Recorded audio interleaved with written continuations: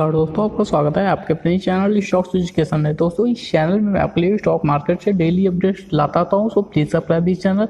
दोस्तों channel subscribe करने के बाद बेल आइकन जरूर प्रेस कर लें ताकि आपको आज हम उस स्टॉक की बात करने जा रहे हैं जो कि एक साल में 200% से ज़्यादा का रिटर्न ऑलरेडी दे चुका है, और ऐसे में अगर उसमें करेक्शन आता है तो बाइंग का एक बहुत ही बड़ा अपॉर्चुनिटी आपको मिल जाएगा। तो देख लेते हैं क्या डिटेल बनता है। दोस्तों मैं बात कर रहा है एलटी फूड लिमिटेड के बारे में। अगर इस कंपनी के डिटेल की बात करें तो आप देखेंगे लास्ट ट्रेडिंग सेशन में ये शेयर क्लोज हुआ था 74 रुपये 30 पैसे पे, और 3% की आपको गिरावट देखने को मिला था। अगर इनके 52 वीक हाई और लो की बात करते हैं तो आप देखेंगे इनका 52 वीक लो है 21 रुपये 90 पैसे, जो कि 27 मई 2020 को कंपनी ने बनाया था। अगर 52 वीक हाई की बात करते हैं तो 90 रुपये 50 पैसे, जो कि 24 मई 2021 को कंपनी ने बनाया था। अगर वहीं डिलीवरी की बात कर लेते हैं तो आप देखेंगे इसमें लगभग 50% की डिलीवरी उठाई गई है। क्वांटिटी की बात करते हैं तो 22,31,000 से ज़्यादा की क्वांटिटी जो कि डिलीवरी बेस पे उठाई गई है। तो देख लेते हैं और डिटेल क्या बनता है। दोस्तों अगर कंपनी के और डिटेल की हम बात कर लेते हैं तो आप देखेंगे यह कंपनी अपने इंट्रेंसिक वैल्यू के नीचे मिल रहा है, ये एक प्लस पॉइंट है। अगर वहीं रिटर्न की बात करें तो एफडी से ज़्यादा अच्छा रिटर्न यह कंपनी ऑलरेडी आपको दे देती है। जबकि अगर डिविडेंड की बात करें तो जाहिर सी बात है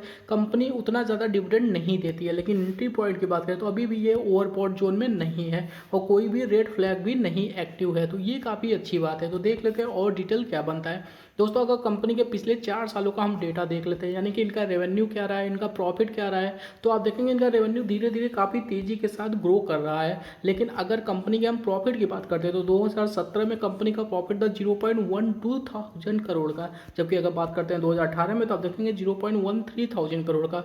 2019 में भी इनका प्रॉफिट सेम था, और 2020 की बात करते हैं तो 0.18 थाउजेंड करोड़ का प्रॉफिट, यानी कि इनका प्रॉफिट लगातार बढ़ता जा रहा है। लेकिन जो स्पीड है वो थोड़ी सी स्लो आपको देखने को मिल जाएगा। तो देखते हैं और डिटेल क्या बनता है। दोस्तों अगर कंपनी के हम 2021 के रिजल्ट की बात कर लेते हैं तो आप देखेंगे 2021 का जो इनका रिजल्ट आया है उसमें सेल में आपको लगभग 5% से ज़्यादा की गिरावट देखने को मिलेगा।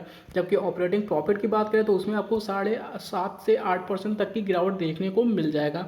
कि अगर हम बात करते हैं कंपनी के नेट प्रॉफिट की तो आप देखेंगे इसमें लगभग 4.5% की तेज़ी देखने को मिला है, यानी कि बहुत अच्छी खासी तेज़ी तो नहीं है लेकिन सिर्फ 4.5% की तेज़ी। हालांकि ये है कि कंपनी लॉस में नहीं इंटर की है। तो देख लेते हैं और डिटेल क्या बनता है। दोस्तों वहीं पे हम एनुअल रिजल्ट की बात कर लेते हैं, मार्च 20 से मार्च 21 को कंपेयर करके देख लेते हैं। तो आप देखेंगे इनका एनुअल में जो सेल ग्रोथ हुआ है वो 12% से ज़्यादा की ग्रोथ दिखा रहा है। जबकि अगर ऑपरेटिंग प्रॉफिट की बात करें तो 18.21% की ग्रोथ देखने को मिला है। अगर वहीं बात कर लेते हैं इनके नेट प्रॉफिट की तो आप देखेंगे 48.54% तक की तेज़ी देखने को मिला है ईयर ऑन ईयर बेसिस पे। जबकि अगर बात करते हैं ऑपरेटिंग प्रॉफिट मार्जिन की वो आपको 0.60% की तेज़ी दिखा रहा है। तो देख लेते हैं और डिटेल क्या बनता है। कंपनी के अगर हम रिटर्न की बात करते हैं तो आप देखेंगे यह कंपनी एक महीने में लगभग आपको फ्लैट होता हुआ दिखा है, जबकि एक हफ्ते की बात करें तो 15% से ज़्यादा का करेक्शन ऑलरेडी आ चुका है। 3 महीने की बात करें तो 40% से ज़्यादा का आपको रिटर्न देखने को मिला, 6 महीने में भी 41%, एक साल की बात करते हैं तो 204% का आपको रिटर्न देखने को मिला है, 2 साल में 135%,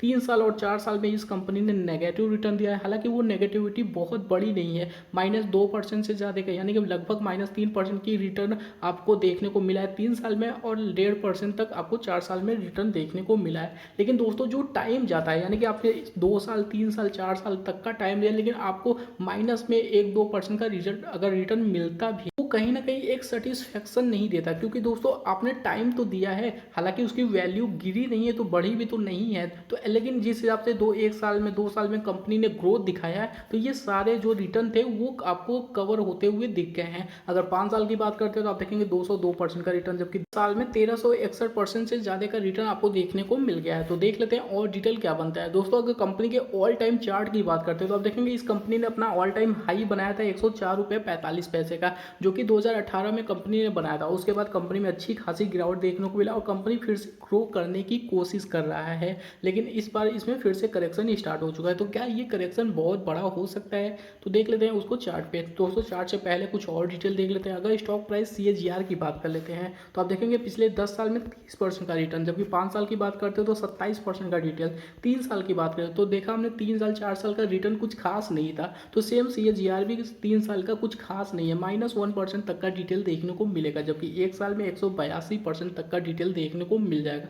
अगर आरओई की बात करते हैं तो आप देखेंगे आरओई इसमें 15 से 17% तक का डिटेल देखने को मिलेगा, 10 साल से लेकर लास्ट ईयर तक की बात कर रहा हूँ। अगर बात कर लेते हैं कंपनी के प्रॉफिट की, तो आप देखेंगे कंपनी का जो प्रॉफिट है 10 साल में 28%, 5 साल में 31%, 3 साल में 27% और टीटीएम में आपको 46% तक का डिटेल देखने को मिल जाएगा। यानी कंपनी काफ़ी तेज़ी के साथ ग्रो तो कर रहा है, लेकिन ऐसे में अगर कंपनी में करेक्शन आता है तो क्या हमें बाई करना चाहिए या फिर अभी थोड़ी देर के लिए करेक्शन को देख लेना चाहिए, उसके बाद बाई करना चाहिए, उसकी भी बात करेंगे। जो करेक्शन आ रहा है तो इसमें आप देखेंगे जो पहला करेक्शन था उसमें वॉल्यूम काफ़ी ज़्यादा जनरेट हो रहा है, लेकिन उसके बाद धीरे धीरे वॉल्यूम कम होता हुआ दिख रहा है।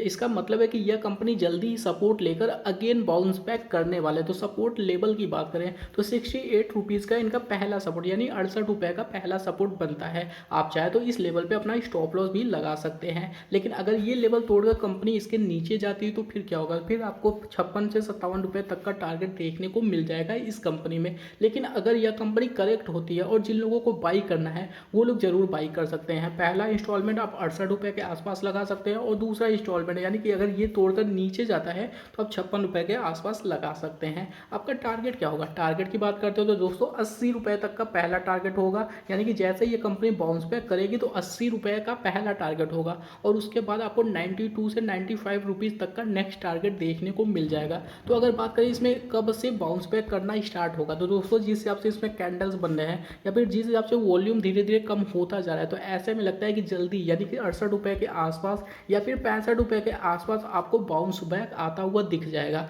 नहीं तो 56 से 57 रुपये का लेवल तो हमारा बना ही है। तो जैसे ही बाउंस बैक करता है शॉर्ट टर्म वाले भी एंट्री कर सकते हैं और लॉन्ग टर्म वाले भी इसमें खरीदारी करके इसको अपने होल्डिंग में रख सकते हैं। शेयर अच्छा है, अगेन फिर से भागने की कोशिश करेगा। हालांकि जिस हिसाब से कंपनी इतनी तेजी के साथ भागा, आपने देखा 3 महीने में 40% तक का रिटर्न ऑलरेडी यह कंपनी दे चुका है, तो जाहिर सी बात है थोड़ा सा इसमें वीकनेस तो देखने को मिलेगा ही। और रिजल्ट जिस हिसाब से आपने देखा 3-4% की इसमें ग्रोथ देखने को मिला, इसीलिए इसमें इतनी वीकनेस देखने को मिल रहा है। तो दोस्तों शेयर अच्छा है, लॉन्ग टर्म के लिए होल्ड कर सकते हैं और जैसे ही इसमें बाउंस बैक होता है तो फिर अब इसे ट्रेडिंग लेवल पे भी बाई कर सकते हैं। तो चलिए दोस्तों आज के लिए इतना ही। वीडियो को लाइक करें, शेयर करें, सब्सक्राइब करें। Thank you for watching this video.